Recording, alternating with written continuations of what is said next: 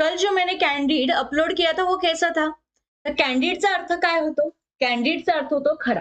म्हणजे अचानक काढलेला फोटो असेल तर त्याला आपण काय म्हणतो? कॅन्डिड असं म्हणत असतो. बरोबर? मग आता लक्षात घ्या कॅन्डिडचे सिनोनिम्स कुठले होतात? इम्पार्शियल आहे, आउटस्पोकन आहे, फेअर आहे, स्ट्रेट फॉरवर्ड आहे, ट्रूथ आहे, फ्रँक म्हणजे मोकळेपणा असं घेऊ शकतो, सिन्सिअर आहे, ऑनेस्ट आहे, जस्ट आहे. ओके.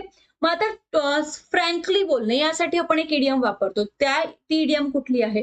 तर ती इडियम आहे बघा टू कॉल स्पेड. म्हणजे अशाच प्रकारे एका मुक्यावरून तुम्ही अनेक मुक्या लक्षात ठेवू शकतात.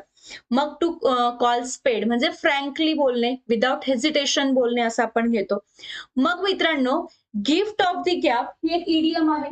ह्या गिफ्ट ऑफ द गॅपचा अर्थ काय होतो? त्याचा अर्थ होतो आर्ट ऑफ स्पीकिंग म्हणजे उत्कृष्ट बोलण्याचे कौशल्य. सो बोलण्याशी सगळ्या ज्या गोष्टी रिलेटेड आहे त्या आपण इथे एकाच शॉर्टमध्ये बघितल्यात. ओके.